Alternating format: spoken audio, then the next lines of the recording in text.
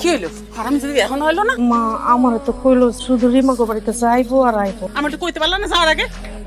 মা আইছে। হয় কথা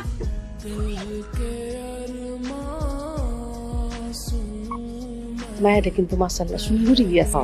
মুখটা কেমন মায়া মা। আমার মেয়ে মাশাআল্লাহ রূপেও যেমন গুণেও তেমন। আমার মেয়ে তো আমার কথা ছাড়া বাড়ির বাইরে এক পাও দেয়। আমাকে তো এখন আসিফ কি কস?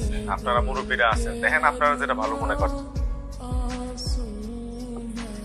ভাইজান আমার আসি আগামী মাসে কুয়েত থেকে আইব, তাহলে আমরা এর মধ্যে একটা ভালো দিন আমরা ঠিক করে ফেলব। বিয়া করবো না, বিয়া করলে তার পাড়া বেড়াইতে পারবো না। ডাঙ্গোর একটা মাইয়া দামরা দামরা পোলা পোলাকে মাঠে খেলতেছে। দুনিয়ার মানুষে বিচার নিয়ে যদি একটা অঘটন ঘটতে যায় তখন কি হইব? আর আমার কি হাত পা নাই নাকি? একটা থাপ্পড় মাইরা না তোর দাঁত কপাড়ি লাগাই দিমু। আরে পোলার কুয়েতে নিজের দোকান আছে, সেম খবর নিছে টাকা ইনকাম করে। তুমি একটা হীরার টুকরা পোলা, আমি তো জীবনে হাত ছাড়া করব। তোমার কাছে তো টাকাই সব। ওলা ল্যাংড়া না ঘোরা, এটা আরো প্রয়োজন মনে করবা না। কোনো দরকার নেই, দুনিয়া তো টাকাই সব। 2 দিন যাবত দেখতেছি বাড়ি থেকে বাইরে এর আগে ঘর সংসার হয়ে গেল নাকি? মজা নিও না তো, এদিকে কিছু ভালো লাগতেছে না, সাতার মাথা। ভালো লাগার একটা ব্যবস্থা করছ। আর মোবাইল ঠিক আছে, রিমো নাম্বার নিছি।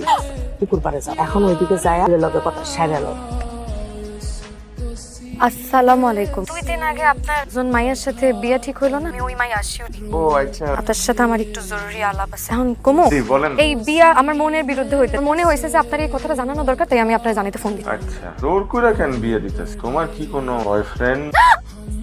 সি সি সি এইসব কিছু না। আমি আমার কলেজ শেষ না করা পর্যন্ত বিয়ে শাদী করতে চাই। কেউ তোমার কথা শুনুক বা না শুনুক, কিন্তু বিয়ার পর তুমি কিন্তু আজীবনের জন্য এমন একটা মানুষ পাইবার কথা শুনুক। আর পড়াশোনার কথা কইলা না, কলেজ কি তুমি যত দূর ইচ্ছা পড়তে পারো। খারাপ না। কি ছেলেরা কেমন মনে হইলো? ভালোই। হক না মিষ্টি? পুরো ভাবি তুমি খাই দেখছি নাকি? সবকিছু খায় দেখতে হয় না, আন্দাজ করে কম। তো তোমার ভাইরে কি এখন পাকা কথা কইতে কমু? তোমরা যা ভালো মনে করো। ভিডিও কলে আইবা। দুঃখিত, ভিডিও কলে তো সমস্যা, তো শুধু কবুল করাটাই বাকি। ওইটাই বলেন আগে। আমি তো পারলে এখনই তোমাকে কবুল করে ফেলাই।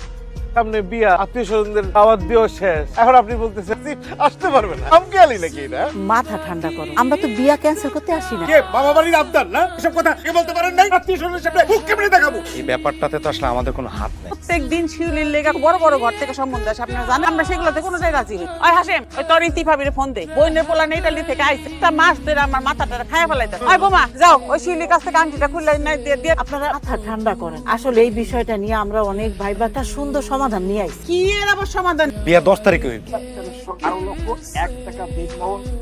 দোয়াও করতে রাজি আছে, আপনি কবুল বলেন। বল কবুল বলো।